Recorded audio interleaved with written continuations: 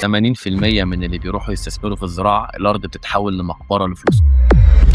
أغنى ناس في العالم البياعين. بيبص ان هو ازاي يبهر الناس، ودي اكبر غلط. أنا دايما من مدرسة إن أنا مدرسة الألف إعلان. فلو انا هستثمر عشان يبقى عندي عائد ويجي لي ريتيرن محترم، ممكن صناعه مثلا، ممكن تكنولوجي. ما عادتش النهارده الزراعة مهنة الفلاح. مع تطور التضخم اللي حصل في 3-4 ملاك و10 ملاك. مولي الفلاح، وفي نفس الوقت وين سيتويشن، وان احنا نجمع كل عايز المزارعين تجمع دول الفلاحين والمزارعين في وهناخد الدلتا. بالظبط إذا ارض. جت احنا شعب اتفق على ألا يتفق. ليه؟ مين بيحدد يزرع على اي اساس؟ مهنة استثمارية اقتصادية.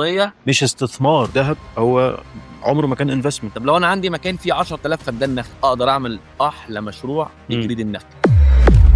كلام المنظور الكبير، انت فدتني ازاي؟ يعني انا لما ازرع الدوله كلها زيتون، انا استفدت ايه؟ توفر مادة خام بتستوردها بالدولار. نمو اقتصادي ونمو انتاجي. كل ما بقى فيه هاي ريتيرن بقى فيه هاي ريسك. التغيرات المناخية خلتها نادرة، غيرت خريطة الغذاء في العالم. حركة النمو اللي كانت بتحصل من أول 2014 كانت بترعب العالم كله. في ناس بتجي تقول لي عايز اشتري أرض أو استثمر في حضرتك.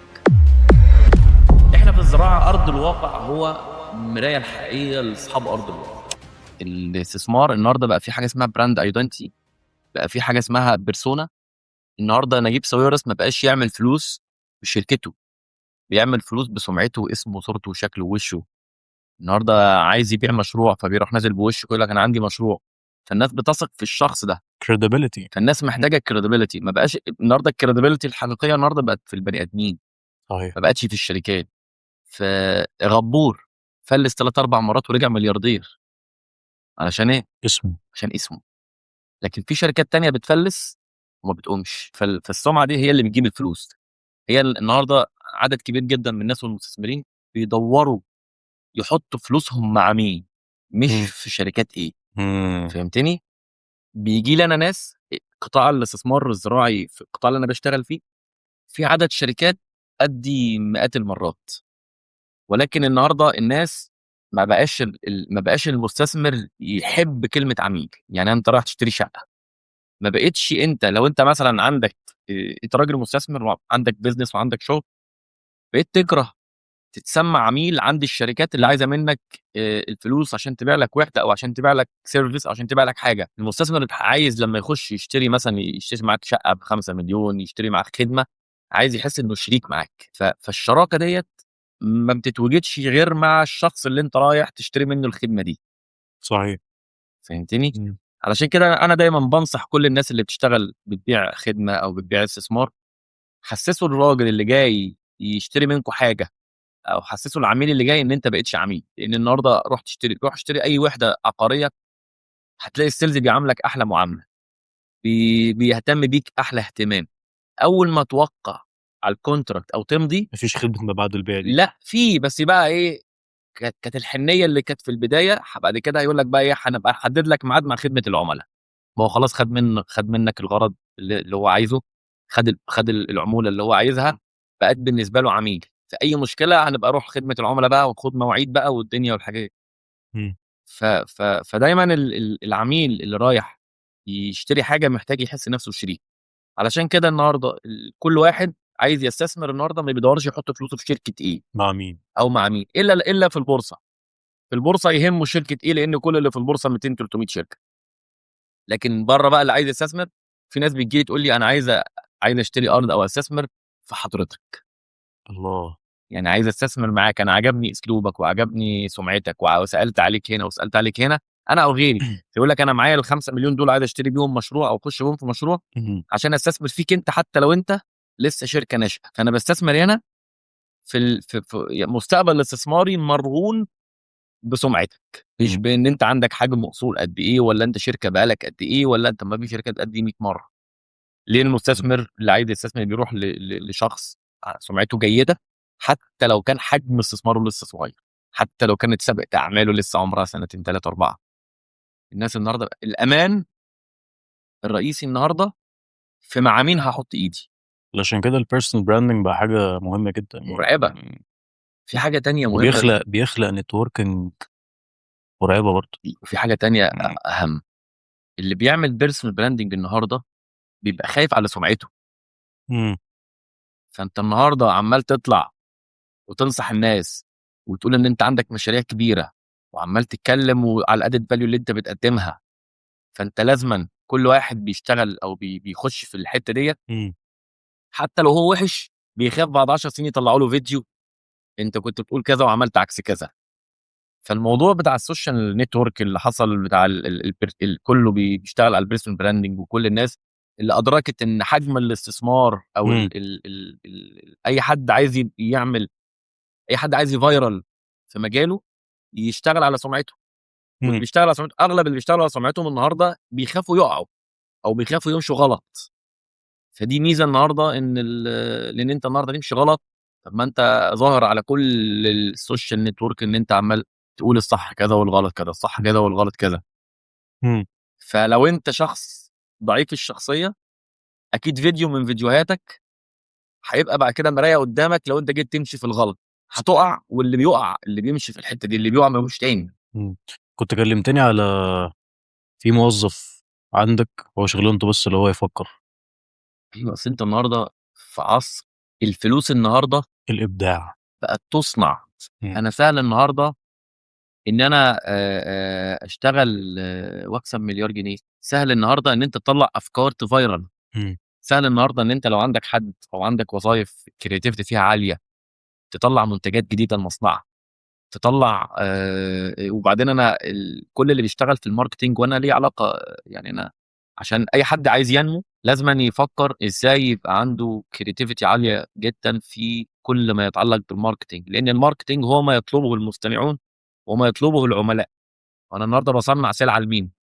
عشان الاند ابيعها. يوزر صحيح. مم. فاغنى ناس في العالم النهارده اللي مترتبين في فوربس، في قائمه فوربس، مين اغنى ناس في العالم؟ البياعين اللي بيبيع او بيماركت، مش اللي بيصنع. صح.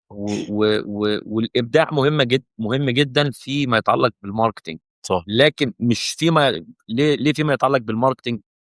الابداع مهم جدا عشان البي احتياجات الناس. فالبي احتياجات الناس بايه؟ ان انا اطلع من البرودكت ده حاجه الناس تقبل عليها بشكل اسرع، وما ملش ان البرودكت ده مش عاجب الناس. انت لمست حته مهمه جدا في موضوع انك تبقى ازاي كرييتيف وانك يبقى عندك تعمل انوفيشن وتبدع، يعني لان دايما بيبقى هدف، او مش دايما، في الاغلب دايما عشان بيوصلوا لحته مش احسن حاجه ان هو يعمل لك برودكت مثلا هو فاكر ان هو الناس محتاجاه، ولكن اكشلي هو الناس مش هتحتاجه، علشان بيبص ان هو ازاي يبهر الناس، ودي اكبر غلط. انت امم قلت حاجه حلوه قوي ان هو البي احتياجات الناس ما بهرش الناس. امم دايما اي شخص اول حاجه تيجي في دماغه عشان اخلق برودكت جديد، انا لازم اعمل حاجه تنين بيبخ نار. امم فاهم حاجه اللي هو انا لازم اعمل حاجه هي لازم تبهر. انا مش عايزك تبهرني، انا عايزك صح. تديني نيد، عايزك تديني آه احتياج. انت قلتها بقى اللي هو انت بتلبي احتياجات الاند يوزر مش بتبهره بس. انا مره كنت قاعد مع فريق الماركتنج بتاعي في احد الشركات، فطبعا انا عندي مديره التسويق محتاجه مثلا تطلع، وهي عندنا برودكت عايزين نعلنه للناس عشان امم. نجيب عليه. فانا دايما من مدرسه ان انا مدرسه الالف اعلان ومن مدرسه الاستثمار في الماركتنج. يعني انا بعتبر ان كل جنيه بصرفه علشان اجيب بيه زبون ده استثمار. والاستثمار في الماركتنج بيكسب من 1 ل 5% بس. يعني انت مثلا لو استثمرت السنه دي 100,000 جنيه في الماركتنج، امم. هتلاقي 90,000 جنيه او 95,000 جنيه دول راحوا في اتجاهات عشان يجيبوا زباين او علشان يجيبوا ليدز بشكل معين وفشلوا. و5% من الاعلانات ومن الشغل اللي انت اشتغلته هو ده اللي جاي، اللي انت بعد كده هتارجت عليه هتصرف فيه 100,000 بعد كده. امم. فدايما بكتشف حاجه غريبه جدا واحنا بنعمل التصميمات وبنعمل الاعلانات بتاعتنا والشغل بتاعنا.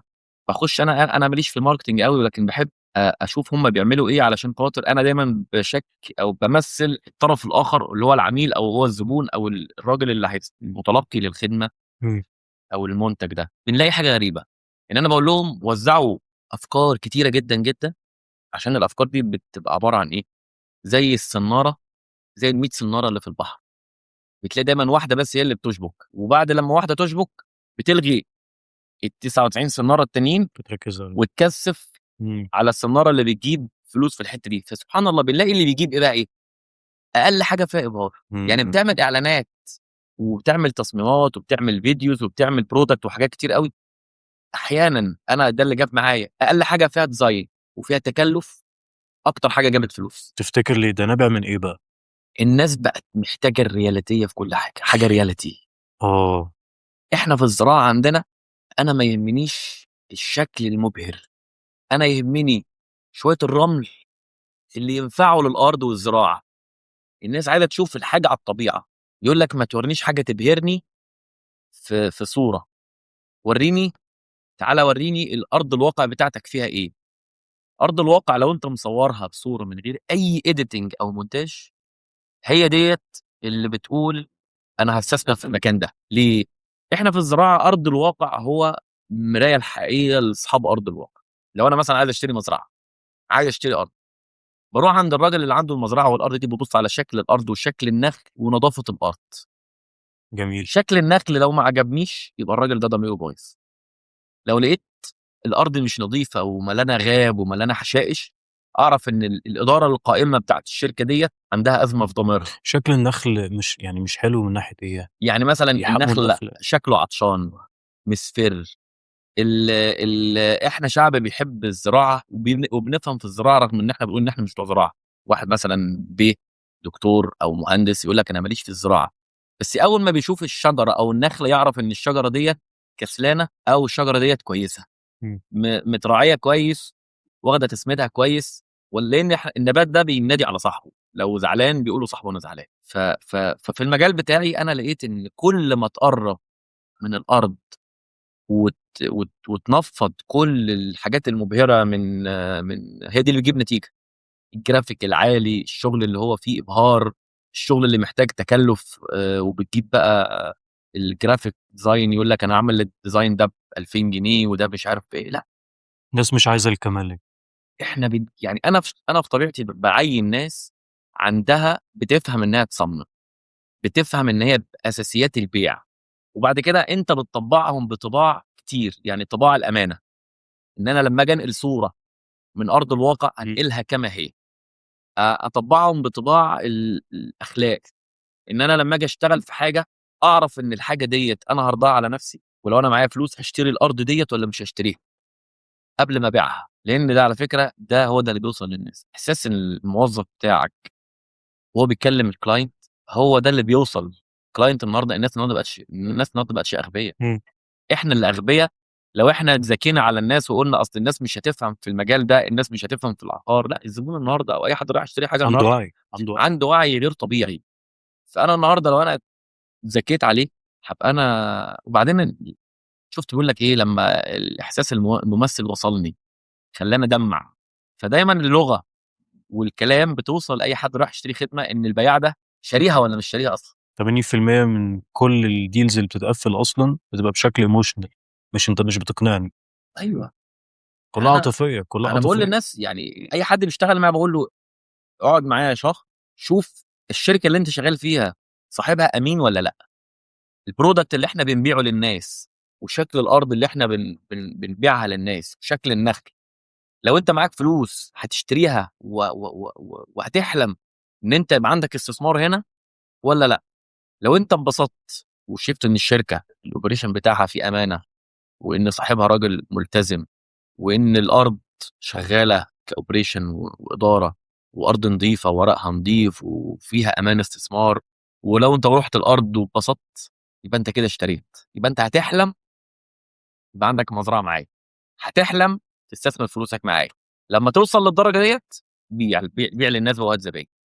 ما وصلتش للدرجه ديت، يبقى انت بقى يا اما عندك مشكله في الكفاءه والقدرات بتاعتك، يا اما احنا عندنا مشكله محتاجين نطور فيها في الامانه وفي الاخلاص وفي الوعي وفي في البرودكت اللي احنا بنشتغل بيه. حلو قوي. طب بما اننا بقى دخلنا في قصه الجرين ايكونومي وانت قايل ان الاستثمار ده استثمار المستقبل من قبل ما نبدا الحلقه يعني، امم ما تيجي نتكلم شويه كده عن نظريه الفلاح الفقير. امم ليه تلاقي دايما فلاح عنده 100 فدان واخر الشهر ما فاهمني، هو الجاموسه اللي بتجيب له 3 4 كيلو لبن وشكرا؟ يعني ليه؟ وتلاقي اصلا ارضه دي يعني تساوي ارقام فلكيه، يعني ليه؟ احنا طبعا احنا من ارياف، اتربينا في الريف المصري، الريف المصري القديم.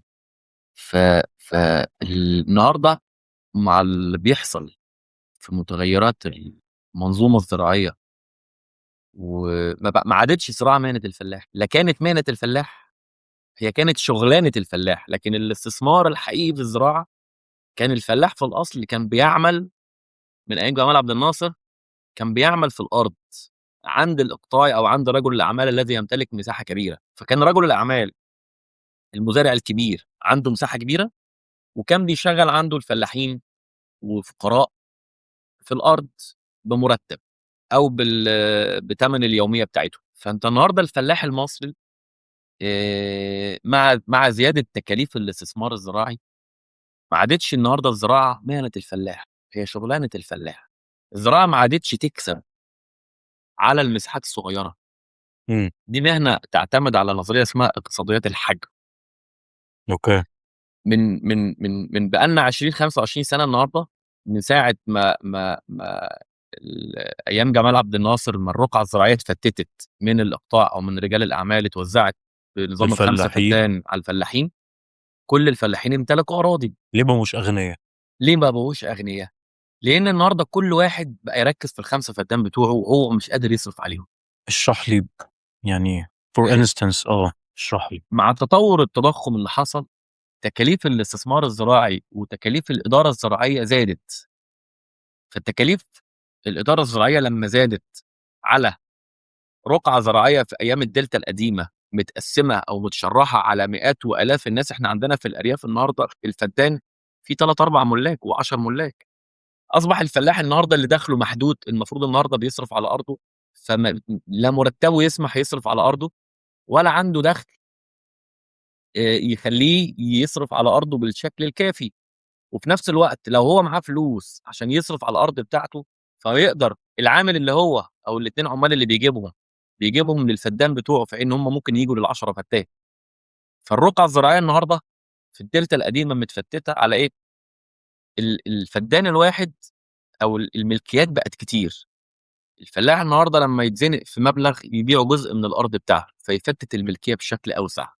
انا النهارده الاداره الزراعيه محتاجه تشتغل على مساحه كبيره، لان النظريه اسمها اقتصادات الحجم. تكاليف تشغيل 50 فدان هي نفس تكاليف تشغيل في التكاليف الثابته لخمسه فدان و10 طب فدان. معلش خلينا تشالنج بس عشان انت وقفتني كده عند حاجه دلوقتي. انت بتقول ان المزارع هو مش قابل ان هو صح كده يعني؟ يقدر يصرف على الارض.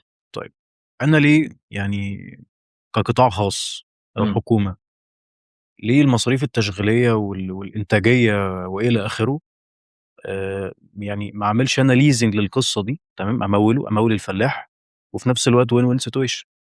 الفلاح يبقى اسمه كبر ارضه وعمل انتاج، صح كده؟ وده برضه هيصب لايه؟ للدوله او للقطاع الزراعي، سواء بقى قطاع خاص او قطاع حكومي يعني، واحنا الاثنين كسبانين. ليه ما نعملش كده؟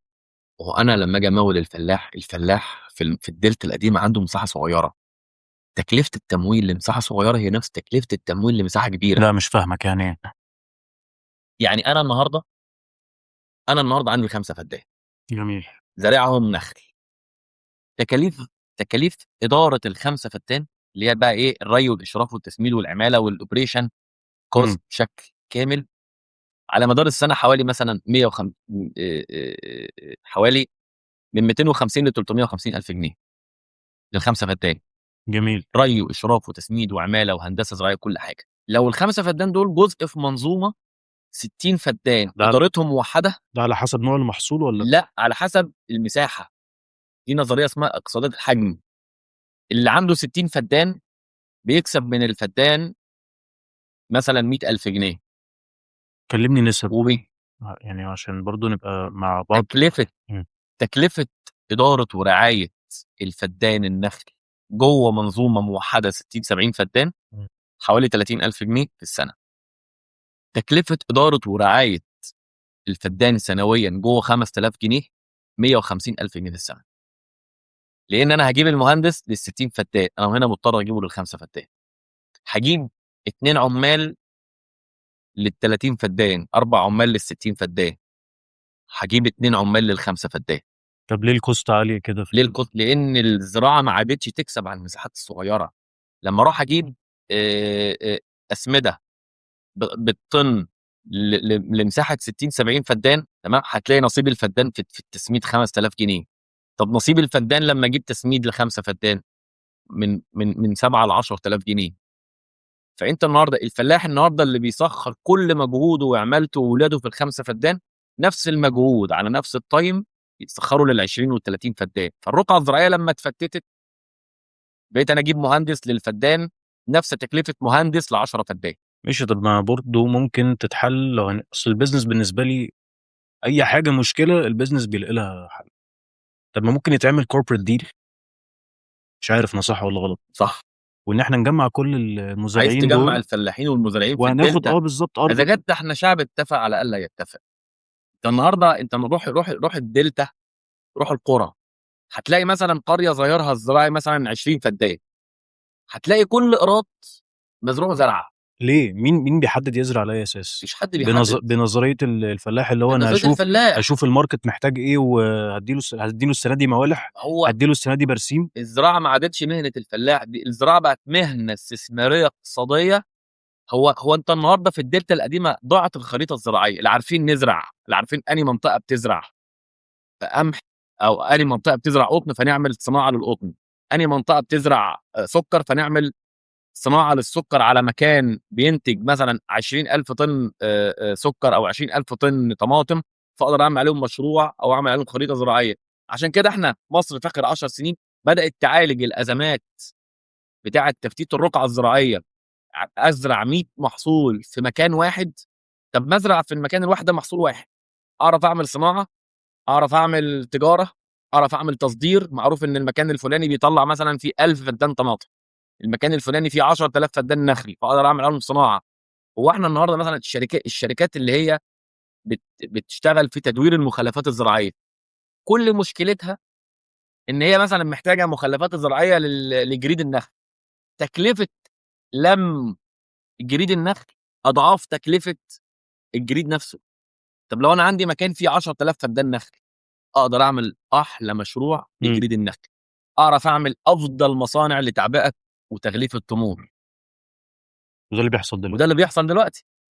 فعشان كده النهارده الزراعه بقت مهنه التكتلات الاستثماريه، ما بقاش فيه مهنه مشكله. ال1000 فدان وانت طالع، مهنه ان ال1000 فدان يبقى فيهم محصولين. وتفتيت الارض الزراعيه دي مشكله اتحلت خلاص. هي مشكله قائمه في الدلتا القديمه عند الفلاحين، اتحلت في الجديد. هسالك سؤال، امم انت حضرتك عمرك شفت فلاح بان عليه اثر الثراء او الغنى؟ يعني على حسب.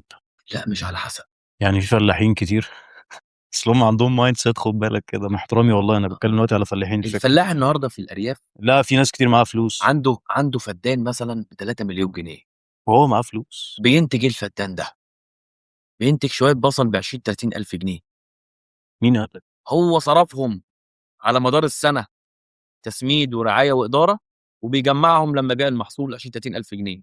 بس الفلاحه بقت في الدلتا القديمه عند الفلاحين البسطاء حبايبنا واهالينا از لايف ستايل، لكن مش ثراء، مش مش بزنس بزنس. وايز. اوكي. طب لو باع الفدان ده ابو 3 مليون جنيه ده، يجيب له 50 فدان في الصحراء ينتجوا قد 50 فدان من اللي عنده فين؟ الدلتا القديمه. 50 فدانية في الصحراء بس. تمام. انا النهارده معايا فدان ب 3 مليون جنيه في طنطا، امم هي ارض السوداء وصلت قمه غلوها، امم بقى الفدان ب 3 و4 مليون جنيه. طب انا النهارده الفدان في الوادي الجديد ارض نظيفه مثلا ب 100000 جنيه، اصبح الفدان ب 4 مليون جنيه يجيب لي 40 فدان في الوادي الجديد. امم انتاج فدان الوادي الجديد ضعف انتاج فدان طنطا. دي ارض سمراء بقت متشبعه بالصرف، فيها محتاجه دايما اهلكت زراعه. فالفدان اللي هيجيب لي 12 طن بصل في طنطا، لا فدان الوادي الجديد هيجيب لي 20 و25 طن بصل في الوادي الجديد، ارض بكر امم انتاجيتها عاليه. هصرف على الفدان هنا 50000 جنيه، هصرف على الفدان اللي هناك 20000 جنيه، لان هو هيبقى ايه 30 و40 فدان. فبدل هنا هشغل 2 عمال او عامل في الفدان، هناك اشغل عامل لكل 5 فدان. طيب، في سؤال جه في دماغي دلوقتي. آه ايه المعايير اللي تخليني امتى ازرع علشان يبقى عندي آه اكتفاء ذاتي، وامتى ازرع علشان يبقى هدفي ان انا انتج، اكون منتج واصدر. بس دراسة الجدوى بتقول ايه؟ مم. انا النهارده رايح ازرع، انا رايح استثمر، يبقى انا احط الفاس والمقطف على جنب، وامسك الورقه والقلم والعلم، وابدا اشتغل بيهم. انا رايح اشتغل مثلا في 50 فدان.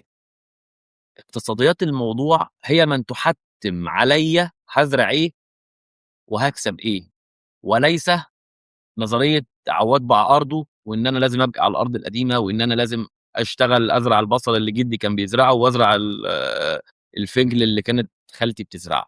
لا، انا عايز ازرع زرعه اقتصاديه تجيب لي عائد كبير بهيدك اوبريشن قليل. اقتصادات مم. الموضوع بتقول ايه؟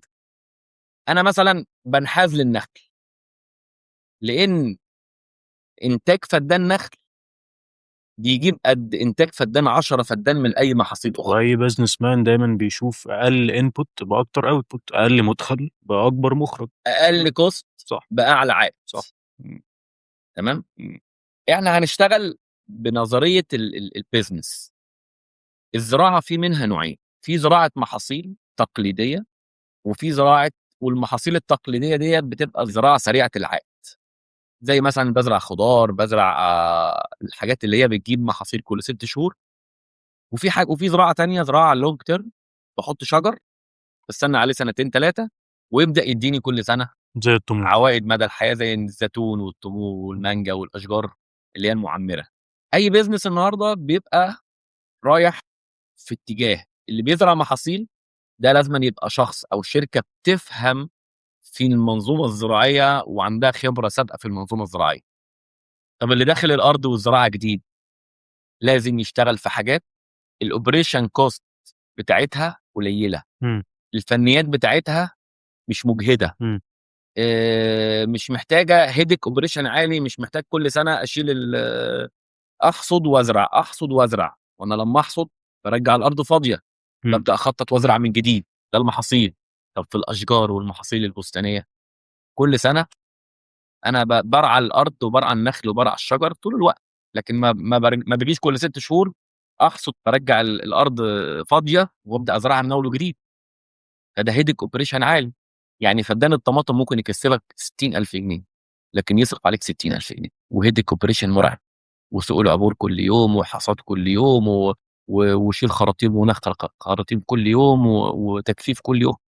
طب فدان الزيتون ممكن يكسبك 100,000 جنيه ويصرف عليك 15 20. ايوه، بس انا برضو يعني مع احترامي مش قصدي حاجه، بس انا كده بحس ان انت بتبص لمصلحه شخصيه بحته.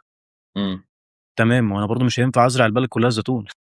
طب ما انا مش كده سالتك في الاول، قلت لك اكتفاء ذاتي وانتاج وتصدير. امم. صح كده؟ مظبوط. فتمام انا معاك. كل البروكيورمنت كوست اللي انت بتتكلم عليها قلت. تمام. اقل مدخل باكبر عائد. امم. مفيش مشكله. امم. بس انت كده دلوقتي فت البيزنس بتاعك، انت بتتكلم المنظور الكبير، انت فتني ازاي؟ يعني انا لما ازرع الدوله كلها زيتون انا استفدت ايه؟ هو انت النهارده انت بتزرع حاجه جوه الفجوه الغذائيه. جوه الفجوه، جزء من اه. الفجوه الغذائيه، هو مفيش هو مشكله. الزيتون ده النهارده حجم الطلب العالمي عليه قد ايه، وحجم م- الفجوه بتاعته قد ايه؟ بس مش احنا محصول استراتيجي بالنسبه لي. لا، محصول دولاري. محصول دولاري. دولاري اه. بيتصدر، امم. وفي نفس الوقت محصول استراتيجي لمصر. هو النهارده فدان برميل الزيتون ولا برميل البترول؟ فاهمك. مره تانية، انا دلوقتي برضو هي مساله اولويات. اكتفاء ذاتي وبعد كده تصدير، انتاج وتصدير، ولا الاول ولا ايه، ولا اللي انا اصدر على طول وانا مش لازم ابقى عندي اكتفاء ذاتي؟ ما انا برضو انا بحسب ما يعني فاهم، المصلحه العامه، انا هفيد البيزنس بتاعي وفي نفس الوقت انا بفيد البلد. السلع الاستراتيجيه بالظبط. اللي تهم المواطن المصري موجوده في حاجتين النهارده. القمح. موجوده، لا لا، موجوده في اللي بتزرعه الدلتا الجديد القديمه من الفلاحين اللي بيلبوا احتياجات الاسواق من الخضار والفاكهه والاكل والشرب، امم. وموجوده في الدلتا الجديده المشروع القومي اللي الدوله بتعمله علشان تغطي الفجوه الغذائيه لمصر من القمح ومن عدد كبير من المحاصيل الاستراتيجيه الاخرى. حلو قوي. لكن انا بتكلم في اتجاه تاني على الزراعه من منظور اقتصادي مرعب بحت. هو بقى ايه النهارده؟ الزراعه هي مصدر الاكل والشرب في العالم. العالم اللي جوه مصر في فجوه غذائيه مرعبه ما بين حجم الانتاج اللي مش قادر يلاحق حجم الطلب. فانت مهما تزرع كل انواع المحاصيل خاصه الاستراتيجيه، ما هي خلي بالك، ما هي التمور والزيتون استراتيجي زي القمح، طماطم، والبطاطس. مم. فانت النهارده اي زراعه النهارده بتفيدك بحاجتين: بتفيدك في سد الفجوه الغذائيه رقم واحد، بتفيدك في ان انت بتوفر ماده خام بتستوردها بالدولار. ما هي الارض هي مصدر الماده الخام في العالم، سواء الارض دي بزرع زراعه او بطلع منها معادن او بطلع منها اي حاجه مثلا عشان ادخلها في مدخلات الانتاج في المصانع. مم. فكون ان البلد اوريدي بتزرع، فانت بتطلع رو ماتيريال. رو ماتيريال ده من الارض بيخش في صناعات غذائيه، بيخش في صناعات تعدينيه، بيخش في صناعات خشبيه، بيخش في كل انواع الصناعات. هو النهارده التمور النهارده بقت زراعه وصناعه، الطماطم النهارده بقت زراعه وصناعه. هو احنا مش كنا بنستورد وما زلنا بنستورد تمور؟ هو لما انتاجك يزيد من التمور هتقلل الاستيراد شويه، وهيطلع التمر ده يتصدر بالدولار لكل انحاء العالم، ده في فائض. مم. ومش هيبقى فيه فائض. هو هنا بقى اللي احنا محتاجين نفهمه: لن يكون هناك فائض انتاجي من الزراعه الا عندما يتوقف النمو السكاني في العالم. مفيش نمو سكاني بيقف مفيش نمو حضرتك. سكاني بيوقف. حجم، انا برايي يبقى زود النمو الانتاجي. تزود النمو الانتاجي. طب هتزود النمو الانتاجي ازاي وان انت كل ما تيجي في مجموعه عناصر بتشكل اوفرلود على ان النمو الانتاجي يزيد؟ طيب خلينا قبل ما تتكلم عن العناصر دي ممكن تقول لنا المعايير او اديني ايكويجن ده قصاد ده، يعني نمو اقتصادي ونمو انتاجي اللي هو بيتحسب ازاي؟ لان المفروض يبقى عندي قد ايه انتاج عشان يواكب النمو السكاني عندي، وبالعكس لا يبقى في فائض كمان. بص، احنا عندنا ازمه في النمو السكاني وازمه في النمو الاقتصادي على صعيد مصر اللي هي جزء من العالم.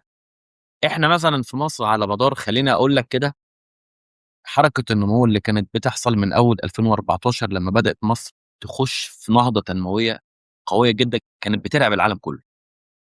بدا النمو عندنا يطلع وسهم النمو يطلع من اول 2016. احنا كنا وصلنا لنسبه نمو 5.5 و6 وداخلين على 7%. ده نمو، وكانت مصر كانت طالعه بسرعه الصاروخ. إيه اللي عمل حركه بطء في النمو الاقتصادي؟ اول ما دخلت جائحه كورونا، وبعد كده دخلنا بقى في الحروب بتاعه روسيا واوكرانيا، وبعد مم. كده دخلنا في الحروب بتاعه الميدل ايست واللي بيحصل. كل ديت عملت ايه؟ بطأت حركه النمو الاقتصادي في مصر وفي في العالم كله. العالم كله طيب، مظبوط. احنا عشان احنا كشعب نحس بالطفرات القويه جدا اللي العالم كله بيتغنى بيها كنمو اقتصادي. كنمو اقتصادي في مصر. احنا النهارده، شوف احنا عملنا ايه اقتصاديا فاخر 12 13 سنه. احنا الرقعه الزراعيه بتاعتنا ضربت في اتنين. مم. في اتنين يعني مصر على مدار تاريخها كله، تمام، عندنا حوالي 2 مليون فدان مزروعين. احنا مصر على مدار تاريخها كان عندنا مثلا حوالي 4 مليون فدان مزروعين على مدار التاريخ كله. اوكي. احنا النهارده بنتكلم اكتر، داخلين في 10 مليون. فاللي اتعمل في ال 100 سنه اللي فاتوا اتعمل في ال 10 سنين الاخرانيين. ده نمو مرعب. احنا طلعنا من ال 3 4% اللي كنا قاعدين فيهم، بقينا قاعدين في اكتر، داخلين في 10%، وبقى عندنا حوالي 20 30 مدينه، 40 مدينه جديده. بقى عندنا العاصمه الاداريه، بقى عندنا العالمين. مصر بدات تطلع في كل حته من الشريط الضيق بتاع الدلتا، بقينا منتشرين في كل انحاء الجمهوريه النهارده. والدوله بتفك المركزيه اللي كانت مخنوقه جوه القاهره والقاهره الكبرى وشريط مم. النيل. حجم الطرق اللي حصل، حجم النمو الاقتصادي في الصناعي والزراعي بقى مرعب. بس احنا عندنا مشكله كبيره جدا، مم. ان انا اقتصاديا عشان انمو، عشان انا كمواطن احس برفاهيه المرتب بتاعي، احس برفاهيه النمو والمشروعات الضخمه اللي بتحصل، لازم أن يبقى النمو الاقتصادي من 3 ل4 اضعاف النمو السكاني. انت النهارده بتنمو سكانيا حوالي بس دي مش 2.5%. واقعيه قوي دلوقتي. انا بقول لك على معدلات عالميه بيقول عليها صندوق النقد وبيقول عليها البنك الدولي. احنا النهارده النمو السكاني بتاعنا في مصر كام في الميه؟ 2.5%. يعني حوالي 2 مليون بنزيد شخص بنزيد كل من سنه. 2.5 ل 3 مليون شخص في السنه. فاحنا بنزيد نمو سكاني بمعدل 2.5%. طب نمو اقتصادي بقى نمو اقتصادي بيبقى من 3 ل 4 اضعاف المفروض يبقى كده. المفروض، طب احنا كده عشان احنا كام؟ المرتب اللي انت بتاخده تعرف تشتري بيه، تحطه في قسط عربيه، وتعرف تشتري بيه حاجه، وتعرف تكفي حالك بيه، وتعرف تسافر بيه، وتعرف تتبسط بيه، وتعرف تشتري اللي انت عايزه بيه. لازم يبقى نمو الاقتصادي من 3 ل 4 اضعاف. احنا يعني احنا بننمو النهارده 5% تقريبا، من 5 ل 6%. المفروض يعني يبقى ننمو من 8 ل 10%. يعني احنا ضعف مثلا دلوقتي. احنا ضعف، بس لازم تبقى من 3 ل 4 اضعاف. عشان كده انت مش حاسس الدوله المشاريع عماله تحصل. يعني الدوله النهارده بتبني مليون وحده سكنيه، واللي بيتولد محتاج 2 مليون وحده سكنيه. طب لو هنيجي نريليت للزراعه، احنا دلوقتي بتتكلم طبلنا الرقعه الزراعيه. ضبلنا الرقعه الزراعيه، المفروض بدل ما تبقى 10 مليون بقى تبقى 20 مليون. تبقى من 15 ل 20 مليون. علشان ايه؟ علشان الانتاج يزيد. بس دي دوبل اعتقد، يعني انت ما بتتكلم في 10 سنين او 12 سنه تتضبلت احنا ابهرنا العالم. صح. احنا اليابان كانت مطلعه تقرير في 2015 بيقول ان في 2020 سرعه العربيات في القاهره الكبرى هتبقى 5 كيلو متر في الساعه. في 2020 كانت مصر فكت مفاصلها بشبكه طرق مرعبه. النهارده سرعه العربيات في الشوارع النهارده معديه 10 اضعاف ما كانت اليابان بتتوقع ان القاهره هتختنق. النهارده القاهره اتفكت بسرعه مرعبه. فخلي بالك احنا من اسرع الدول نموا في العالم مصر النهارده. لان خلي بالك النمو محتاج اراده واداره. فانت النهارده، هو انت النهارده فاكر 10 سنين هل احنا دلوقتي دوله؟ القياده السياسيه بتاعتنا والدوله في حد بيعمل في العالم زي ما بتعمل؟ وانت عندك رئيس في العالم عايز يعمل مشروع، فيجي الاداره اللي بتعمله يقول له هستلمه منك السنه الجايه. فالراجل يرتبك. يرتبك ليه؟ طب بدل ما تشغل مقاول شغل 10 هتسلم المشروع بعد سنه. بدل ما بتعمل حاجه في السنه خليها 15 حاجه في السنه هتسلم مشروعك السنه الجايه. عشان كده ما دي اسمها الاراده. بيقول له يا ريس طب اجيب فلوس منين؟ يقول له اتصرف. فبقى فكر الدوله المصريه كان قبل 2010 ان احنا دوله فقيره، نجيب منين؟ ان الموارد قليله. طب من اول 2014 و2015 احنا نفس الدوله الفقيره اللي مواردنا قليله، نجيب منين؟ قعد معاهم السيسي على الترابيزه وقال لهم اصلاح اقتصادي. احنا عايزين نجيب فلوس. فبدا المايند سيت بتاع عقليه الوزير المصري وعقليه المدير المصري وعقليه الموظف المصري من ان احنا فقراء وما عندناش موارد ونجيب منين. لا يا باشا افتح بقى، حط على الراوند تيبل، احنا عايزين نجيب فلوس. امم قال لك احنا عايزين نبني عاصمه اداريه، ده محتاجه تريليون. هتلاقي بدات الدماغ تفكر نجيب تريليون منين. بدل ما كنا بنفكر احنا دوله فقيره، لا احنا دوله هنجيب منين. حط عاصمه اداريه، حط جامع وكنيسه، وخطط ان هنا هيتبني كذا، وخطط ان هنا هيتبني كذا. هتلاقي الرمل اتحول ده. امم ليه؟ لان العقليه بدات تفكر من ان احنا دوله فقيره نجيب منين، الموارد قليله، لدرجه احنا عايزين نجيب تريليون. فكل اللي قاعدين على الترابيزه بداوا يفكروا بقى، اللي بيدور في دفاتره الجديده ودفاتره القديمه، وعايزين نبدع، وعايزين نحول التراب ذهب، وعايزين نعمل هنا مشروع جديد. هنجيب منين؟ عندنا مستثمرين، هات استثمار اجنبي وعندك استثمار محلي. امم انت عندك 120 مليون مواطن مصري، فيهم 20 مليون ملياردير. احنا 120 مليون مواطن مصري، عندنا 20 مليون ملياردير. عندي ليكويديتي عاليه. عاليه جدا. انت جمع دول الخليج كله مش هيعمل 25 30 مليون مواطن. احنا عندنا عدد المليارديرات اللي في مصر قد العالم العربي كله. بس احنا عندنا البوصله لما اتغيرت في اخر 10 سنين جت الفلوس. وحد كان يتوقع ان احنا نعمل العالميه ونعمل عاصمه اداريه ونعمل منصوره جديده ونزرع 5 6 مليون فدان ويبقى عندنا نعمل شويه حاجات ب 10 تريليون؟ حد كان يتوقع؟ احنا كنا فقراء. طب برضه ما زلنا احنا نفس الشعب وعلى نفس الارض ونفس البني ادمين، امم وبقى عاملين حاجات ب 10 12 تريليون. جم منين؟ جم من هنا. جم لما العقليه المصريه بقى مصر فيها اراده احنا عايزين نجيب فلوس، كله بقى يخلق، هي الفلوس دي تصنع مم. صنعناها. طيب ده اللي حصل. مظبوط 100%. طب لو هنتكلم عن الاستثمار بمناسبة الاستثمار الزراعي، نرجع للنقطة دي. الاستثمار الزراعي بالنسبة لي بيجمع ما بين تقريبا 3 أو 4 حاجات. نتكلم ال ROI بتاعي، صح كده، العائد على الاستثمار.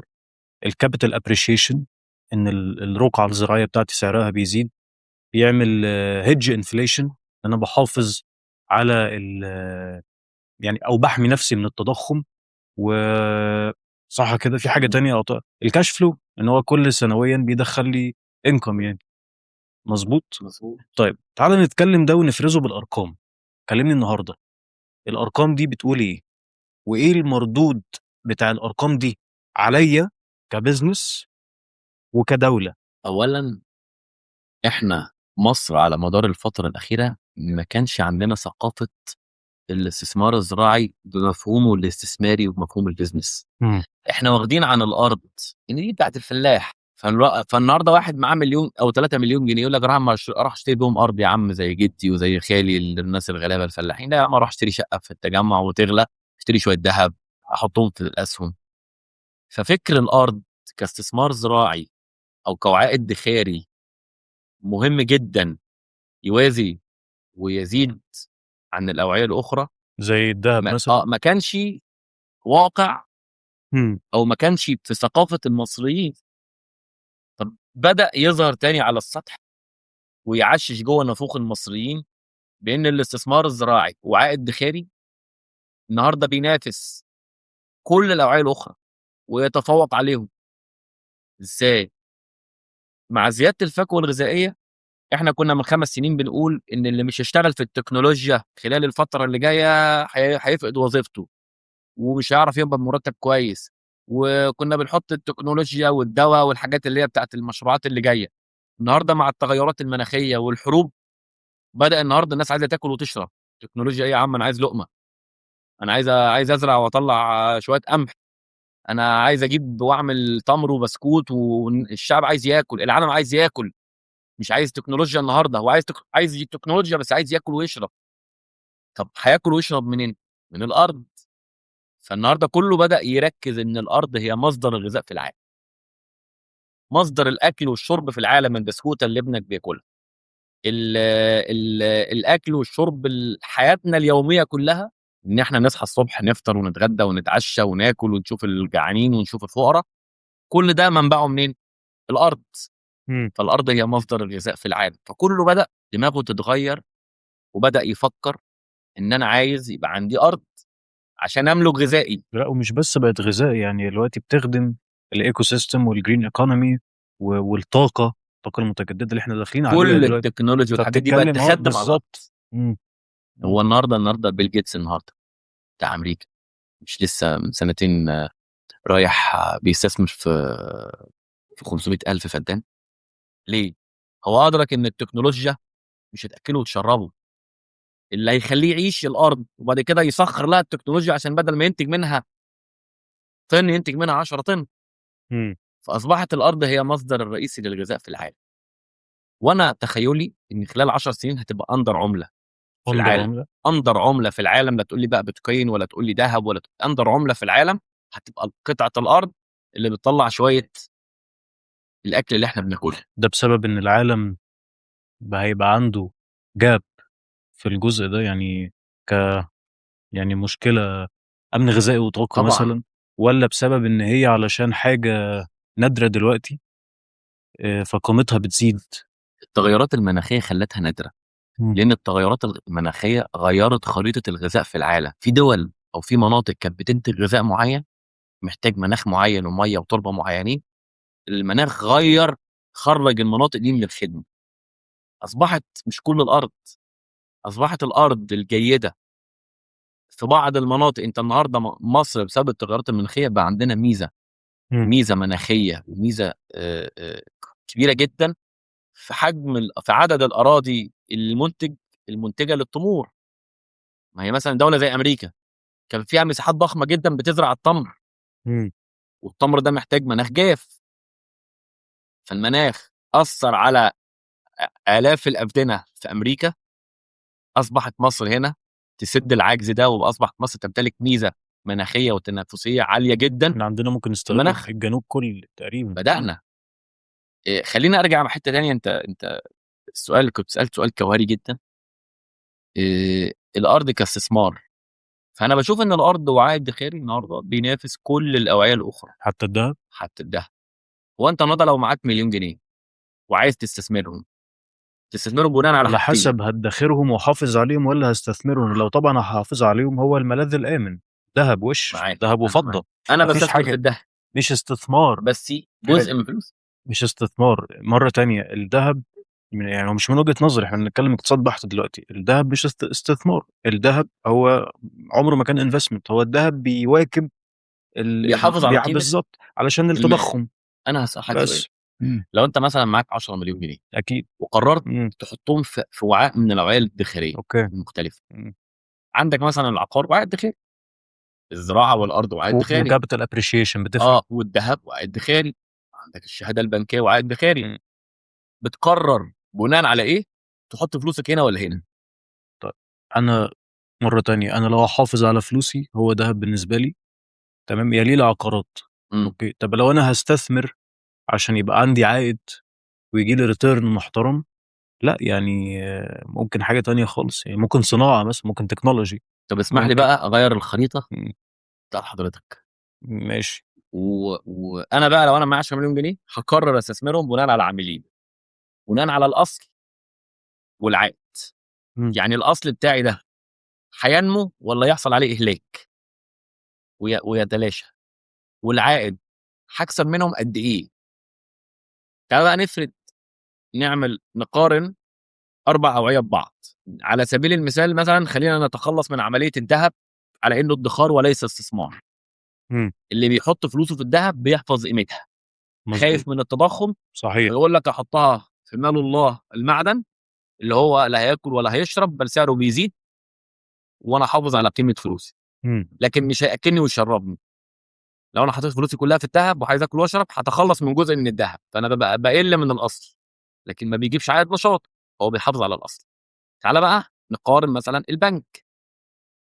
انا لو معايا مليون جنيه هحطهم في البنك النهارده هيديني 20% او 18% او بس 25%. مش هتحارب التضخم. طب انا النهارده المليون جنيه هاخدهم مليون و200 الف اخر السنه، بس المليون هيبقى 600,000. لو انا صحيح. عايز اشتري عربيه تويوتا كورولا كانت النهارده بمليون، السنه الجايه هتبقى بمليون و300. مم. فاصبحت انا فلوسي خسرت في البنك. مع انك فالبنك انت ده في كاش فلو دخلك، يعني في ريتيرن دخلك، ولكن اصل الفلوس. اصل الفلوس بيقل مم. رغم ان في عائد. فالبنك ده لمين بقى؟ اللي هو مثلا الناس الكبيره اللي مش عارفه تستثمر، اللي مش عارف ايه، وهكذا. خلاص نروح على العقار بقى. روح على العقار. العقار الاصل في العقار بيزيد. صح. مم. يعني انا شقه النهارده شاريها بالتقسيط ب 3 4 مليون، النهارده بقت ب 10. حلو. فالاصل في العقار ما شاء الله بيتطور وبيزيد، ويدخل لي برضو كاش فلو. بيدخل لي كاش فلو قد ايه بقى؟ العائد بقى من العقار ايه بقى؟ لا يتجاوز 6 7%. مم. شقه مثلا في شارع 90 الجنوبي ثمنها 20 مليون جنيه، بتتأجر بكام؟ وانا عارف ان شركتك في التجمع. مم. بتأجرها بكام؟ بتأجرها ب 50,000 جنيه صح؟ يعني على حسب. 50,000 جنيه في 12 شهر 600,000 جنيه. مم. يبقى اصل ثمنه 20 مليون جنيه جاب لي 600,000 جنيه، يعني 3%. هتقول لي يا عم طب ما العقارات في عقارات إدارية بتتأجر ب 100,000 جنيه. طب ما هو العقار الإداري اللي بيتأجر ب 100,000 جنيه يعني بيجيب لي مليون في السنة، هو ثمنه مش أقل من 30 مليون جنيه، فبرضه ما جابش 6 7%. طب تعالى بقى، يبقى أنا كده عندي في العقار أصل بيزيد لكن عائد متواضع، ومع إن العقار برضه بيحفظ قيمة الفلوس، ما اختلفناش، لأن العقار سلعة بتعزز الاقتصاد وتجر وراها صناعات كتيرة جدا. يعني عشان ابني بيبقى معايا 70 صناعه بيجروا وراي، اللي بيعمل بتاع الاسمنت وبتاع الحديد وبتاع الدهان وبتاع الخشب، كل حاجه بيفيد الاقتصاد. لكن انا كمستثمر العائد بتاعي في الاصل بتزيد. طب عندي مشكله تانية في العقار النهارده، لو انا حبيت اسيل الشقه اللي عندي ام 10 ولا ام 20 مليون جنيه دي، مم. هعرف اسيلها؟ انا اشتري منك ليه شقتك ب 20 مليون جنيه؟ طب انا اروح اشتري من الكومباوند اللي لازق فيك وادفع مليون جنيه واقسط، صحيح. صح؟ فمع احتفاظنا ان العقار مهم كاستثمار، بس فإحنا بقى كده إيه بالنسبة للزراعة ما اتكلمناش عنها، وليه ده بالنسبة لك good investment يعني؟ طبعًا هنعمل طبعًا المقارنة الأخيرة مع الزراعة. الأرض، إحنا بنقارن الاستثمار بناءً على الأصل والعائد. فأنا لو رايح أستثمر في القطاع الزراعي ودخله من بوابته المضمونة، هيبقى عندي أصل، هاحط مثلًا ال1.000.000 أو ال10 اللي إحنا اتفقنا عليهم، يشتري بيهم أرض زراعية واستثمرهم استثمار مضمون. فأصبح عندي الأرض كأصل بيزيد زيه زي الشقة أو زي العقار، ده أصل متنامي. إمم. طيب، زيادة الأرض على مدار السنين اللي فاتوا، لمّا تيجي تقارن حجم نمو الأرض كasset مقارنةً بحجم نمو أي asset في الدنيا، العقار، الدهب، هتلاقي تطور سعر الأراضي على مدار آخر 10 و15 سنة. لو سعر الدهب طلع من 2015 ل2026 من 230 جنيه في 2015 ل6700 جنيه لعيار 21 في 2026، هتلاقيه اتطور بأكتر من 2000 و2500%. صح؟ يا ريتني كنت اشتريت. يا ريتني كنت اشتريت. طب تعالَ بقى نشوف حركة تطور سعر الأرض كأصل إمم. في المناطق المختلفة. هتلاقي الفدان اللي كان ب6000 جنيه في الوادي الجديد في 2015 أو 2014، النهارده الدولة بتسعره من 150 ل170 ألف جنيه، يعني معدل زيادة على الأصل وهو فاضي من 8 ل10,000%. ده في السنة؟ في خلال آخر 10 آخر سنين 10 سنين. تطور الأصل. تطور الأصل من 5 في ل10 الدهب زاد حوالي 2500% في آخر 10 سنين لو قسنا على عيار 21. تطور الأرض في آخر 10 سنين برضه لا يقل عن 5000% تطور سعر الأرض على مدار الوقت. طب في أراضي زادت بأكتر من 10,000%. فاكر أراضي الحزام الأخضر ومدينة سفنكس حوالين وزايد الجديدة، لما كان الفدان في 2012 و2015 بيتباع ب 300,000 جنيه و350,000 جنيه، أهو ده أصل النهارده اتحول من زراعة لهيئة مجتمعات عمرانية وبقى الفدان ب20 و25 مليون جنيه. فده أصل الأرض زاد أكتر من 10 و15,000%. أيوه، بس برضه خُد بالك ده علشان supported بكذا حاجة، يعني في variables أو في متغيّرات. متغيرات. فما ينفعش برضه دي، يعني دي مقارنة بالنسبة هو لي. اللي زاد هو قيمة العقار والذهب لما زاد مش كان فيه متغيرات؟ إمم. الأرض مش كان فيها متغيرات؟ بس هنا دايمًا متغيرات الأرض كasset تكسب. الأرض طول عمرها مصدر الثروة. لو فتشت ورا كل مليونير أو كل ملياردير في مصر أو في أي دولة في العالم، هتلاقي أصل ثروته من الأرض. سواء الأرض دي كانت أرض بنى عليها عمارة وبقت عقار، أو الأرض دي بقت مزرعة منتجة وبقت زراعة. فهنا الأرض كأصل قيمتها بتزيد. طب كعائد نشاط، الأرض النهارده لو أنا زرعتها نخل هاستحملها 3 سنين مش هاكسب منها عائد نشاط، مع إن سعرها هيغلى. بس النهارده أقل فدان نخل النهارده بيكسب 250,000 جنيه في التمر السيوي اللي هو الشعبي بتاع الشعب كله. طب ولو زرعته مجدول هكلفه أكتر شوية، لكن هاكسب منه. النهارده الأرض المنتجة في عمر 6 7 سنين تمر مجدول بتجيب 4 ل5 طن تمر. طن تمر المجدول النهارده ب200,000 جنيه، كيلو ب200 جنيه على أرضه اللي حضرتك بتشتريه عندك في التجمع ب800 جنيه. بس أنا ما ليش علاقة بسعر المستهلك، أنا ليّا علاقة بسعر إيه؟ خام على أرضه. إزاي أجيبه ب200 جنيه؟ ما هو أنت هتجيبه ب200 جنيه لمّا تيجي تشتريه مني في المزرعة، تمام، وهو لسه على النخل بتاعه كان ب220 جنيه السنة دي، اللي هو بنغلفه. أنت بتبيع لي يعني؟ بابيع لك، هو أنا مش بابيع لك، هو كل واحد عنده مُخ بيعرف ي ي ي ي يقارن ما بين الأوعية المختلفة والاستثمار اللي هو عايزه. وبعدين هاقول لك على حاجة، لمّا تيجي تقول لي أرض إزاي فدان هيجيب 4 طن يعني مليون جنيه، إحنا ما سألناش عن الفسايل اللي النخلة بتخلفها على مدار السنة.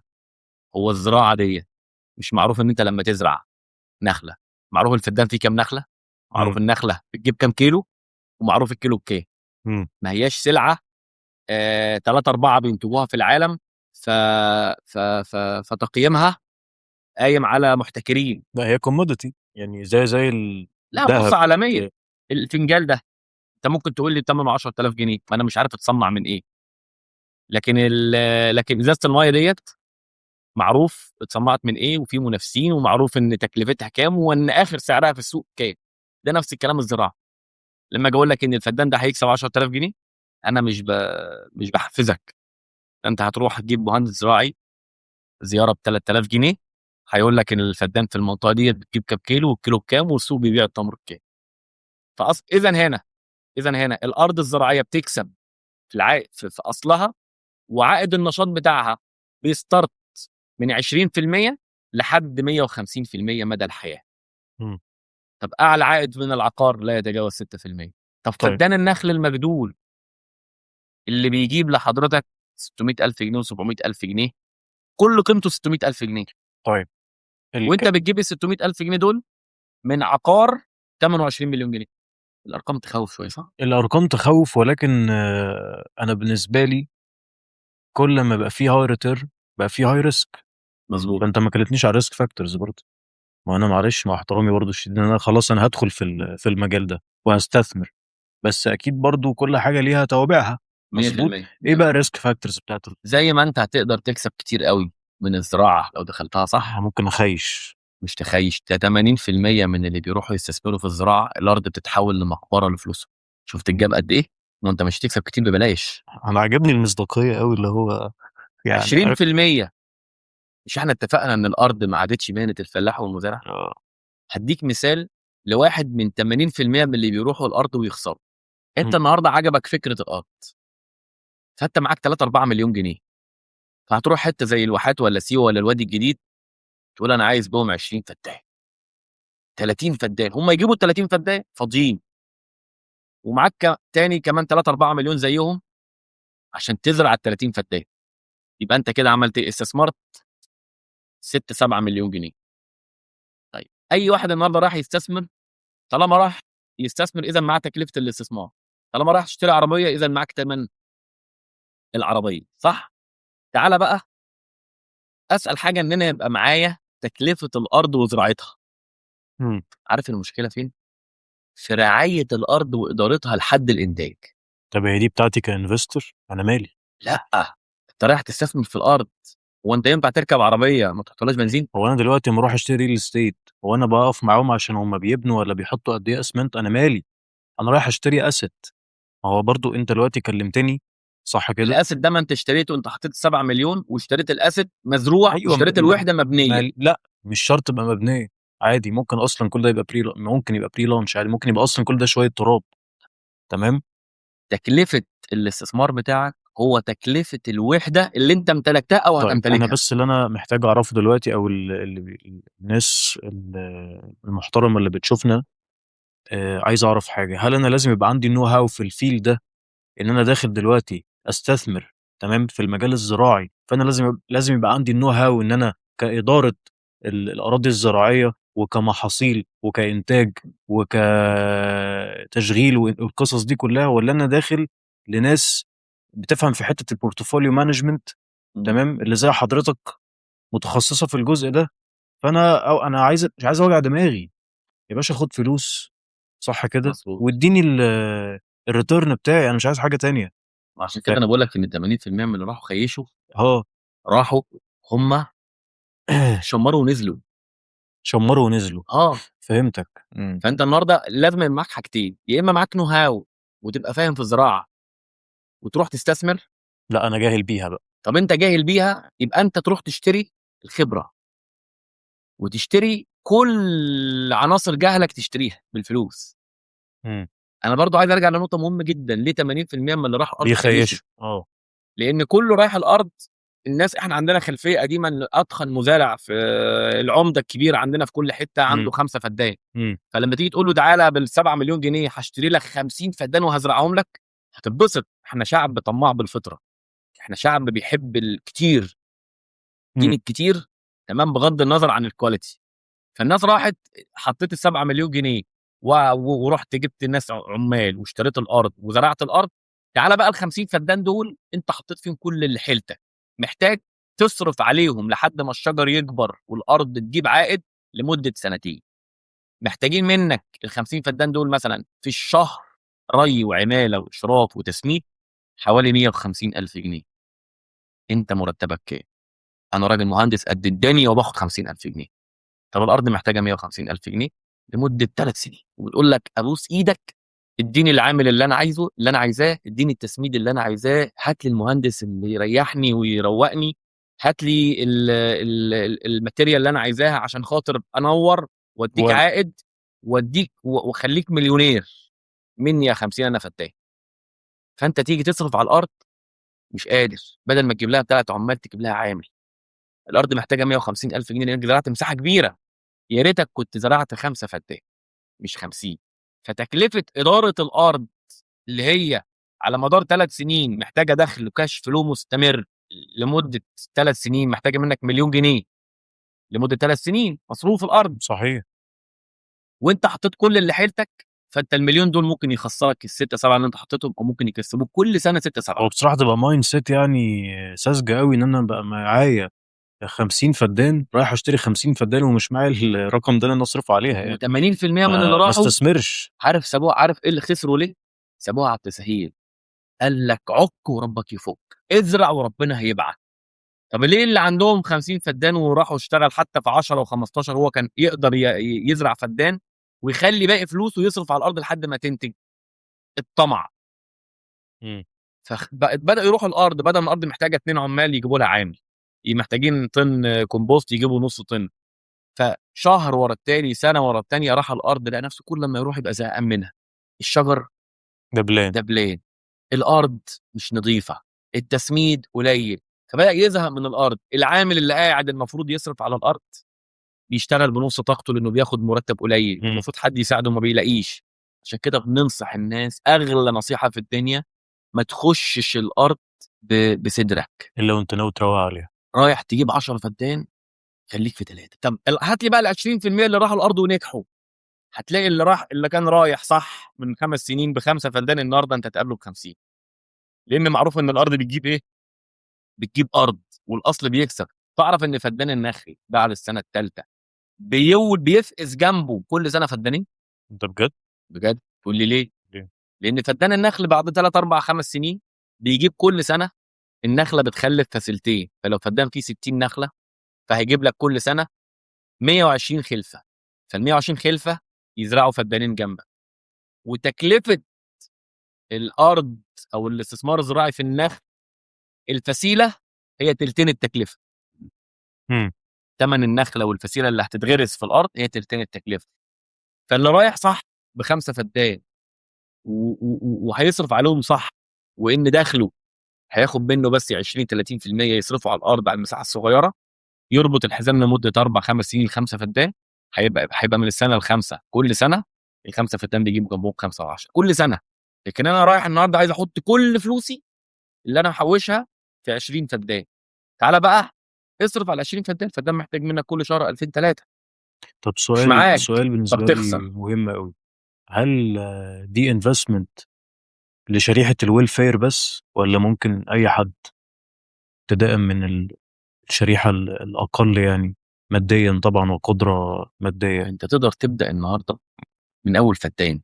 ده اللي هو بقى. في النهارده يا اما تروح انت تاخد ارض ويبقى معاك صديق ليك عنده خبره في المكان وفي الزراعه وفي الارض دي، يا اما تروح تشوف شركه من الشركات اللي هم شركات التطوير الزراعي، اللي هي بتشتغل بنظريه المطور الزراعي. تعالى، بدل ما تاخد 5 فدان لوحدك وتعمل لهم بير لوحدك وتعمل لهم طاقه لوحدك وتعمل لهم طريق لوحدك، لا، زي احنا جمعية كده. نفس الطريق ونفس البير ونفس الطاقه ونفس العامل بيجوا ل 60 فدان. فبدل ما ال5 فدان يكلفوك لوحدك 10 مليون جنيه، تعالى خدهم ب 3 مليون جنيه، يبقوا ترس في منظومه. وده اللي احنا بننصح بيه. عشان كده الارض القديمه ما بتكسبش ليه؟ لان كل نفس الخدمات اللي بتتعمل للفدان وللقراط تقدر تعملها ل 20 فدان و100 قراط. العامل اللي هيروح يحصد هنا وياخد يوميته هنا على فدان يقدر يقعد على 4 و5 فدان، اللي هي الحاجات الاعتياديه اليوميه. الري مثلا، احنا عندنا في بشير سيوه احنا عندنا القطاع عباره عن 60 فدان، في مسؤول 2 عمال للري، هم نفس ال2 عمال اللي انت ممكن تجيبهم ل 10 فدان. فهنا الكوست بدل ما كان رايح لفدانين و3 و4 بيروح ل60. المهندس اللي انا بقعده على ال60 فدان هتضطر عشان تنجح منظومتك في ال5 فدان تجيب مهندس بياخد نفس المرتب اللي انا بديه على 60. لما تروح زياره لمزرعتك بارضك تاخد اسرتك معاك هتكلفك 6 7000 جنيه، قعده واكل وشرب وبنزين، نفس الزياره اللي انت هتروحها لو عندك 60 فدان. فهنا الكوست بيتوزع على المساحه الكبيره لنفس الكوست على المساحه الصغيره اللي هي التكاليف الثابته. فعلشان كده تقدر في شركات النهارده بتشتغل بنظام المطور الزراعي، روح شوف سابقه اعمالها، شوف تاريخها، شوف شجرها زعلان ولا مش زعلان، ارضها نظيفه ولا مش نظيفه، الناس اللي شغاله فيها. لان الارض انعكاس. لما تخش عماره حضرتك، لو انت عندك شقه في عماره، لو دخلت لقيت السلم فيه مشكله، الاسانسير بايظ، تقول الله ينتقم منه، اللي عمله كان صفته ونعم، صح؟ لكن لما تروح تلاقي واحد مقاول نظيف، عامل اسانسير نظيف، عامل شقق وموسع الدنيا، هتقعد طول الوقت ما انت ساكن في العماره تدعي له. فده بيبان رغم ان حضرتك ما بتفهمش في الايه، انا ما بفهمش مثلا في البنى، ما بفهمش في المقاولات، لكن من طبيعه الخدمه اللي انا بتلقاها بعرف ان صاحبها كان امين وكان محترم ولا كان شمال. اعتقد ان احنا لمينا كل حاجه النهارده، صح؟ انا مبسوط جدا ان انت نورتني النهارده حقيقي. تعالى بقى ختامها مسك يعني. طبعا انا مش اهل النصيحه ان انا انصح الناس الجميله اللي بتتفرج علينا، يعني انا ابعد ما يكون عن القصه دي، أنا اكتر واحد معرض للخطا اكتر من الصواب. فهسيبها لك، معاك المايك. قول لنا يعني نصيحه للناس بشكل عام اللي بتشوفنا، اي حد عايز يسكيل البيزنس، اي حد يفتح بيزنس، اي حد عايز يشفت ايا كان، وللشباب بشكل خاص يعني. فهتقول لنا ايه؟ ومش تنظير، احنا عايزين حاجه على ارض الواقع مع احترامي الشديد انا يعني. عندي نصيحه، بس استحملني، هي هتبقى نصيحه، هي اغلى نصيحه ممكن حد يسمعها، لان هي مش مني انا، هي نصيحه انا مشيت على ضربها. ودي انا بنصح كل الناس اللي عايزه تخش البيزنس، كل رواد الاعمال، كل الناس اللي في سني واللي اكبر مني. لازم يبقى الاخلاق والمبادئ جزء لا يتجزأ من عقيدتهم العمليه. مم. يعني انا ببيع برودكت، بقيسه على نفسي زي ما النبي قال حب لاخيك ما تحب لنفسك. لو انت تحب تشتري الكوبايه دي، فنصيحتي لاي حد رايح البيزنس يبقى عنده يتحلى بالاخلاق والمبادئ، وهو بيعمل برودكت لازما البرودكت ده يحب يقتنيه. النبي يقول حب لاخيك ما تحب لنفسك. لو انا حبيت، لو انت عايز تسكن ناس في عماره او تسكنهم في شقه، تمنى لو انت بتعمل حاجه اعملها كأن انت بتعملها لحالك لنفسك. اهم نصيحه انا اقولها بقى للشباب، هي النصيحه اللي انا ماشي على دربها في البيزنس، وهي نصيحه سيدنا عثمان بن عفان عندما سئل عن سر اغناه. سيدنا عثمان بن عفان كان رجل اعمال، يعني ذو طراز رفيع، كان من اغنى الناس في العالم ملياردير في وقتها، كان ملياردير. لما سئل عن سر اغناه قال مجموعه مبادئ احنا النهارده اي حد بيشتغل وناجح بيشتغل بيهم. قال ايه؟ قال كنت اعالج. يعني ايه كنت اعالج؟ يعني انا لما يكون عندي برودكت بعمل عليه قيمه مضافه، ادد فاليو، عندي تمور او عندي طماطم او عندي حاجه بطلعها من الارض، بدل ما ببيعها خام بعمل لها ادد فاليو. لان الادد فاليو بتعمل ايه؟ بتشغل صناعات وبتشغل ناس وبطورها. كنت اعالج وانمي. انمي يعني بستثمر، بكسب 10000 جنيه بستثمرهم. لان التنميه والاستثمار بتشغل ايد عامله اكتر، بت بت بتعمر اكتر في الارض، بتفتح مصانع اكتر، بتفتح تشغيل بشكل اوسع. يبقى دي اسمها التنميه. كنت اعالج وانمي ولا ازدري ربحا. يعني ما اقولش ان الربح في الشغله دي قليل، لا انا عايز الربح يبقى مستمر عشان احقق الحديث اللي بيقول خير الاعمال عند الله ادومه. ادومه يعني إيه؟ الدايم. وبعد كده قال وان قل، مش شرط الدوام يبقى قليل. طب ما في احد الصحابه قال اللهم اني لا احب القليل ولا القليل يحبني. ف ف فكنت اعالج وانمي ولا ازدري ربحا. ما بقولش ان الربح ده قليل، ما بقولش ان الربح ده قليل، ولا ازدري، ولا ازدري ربحا، ولا اشتري شيخا.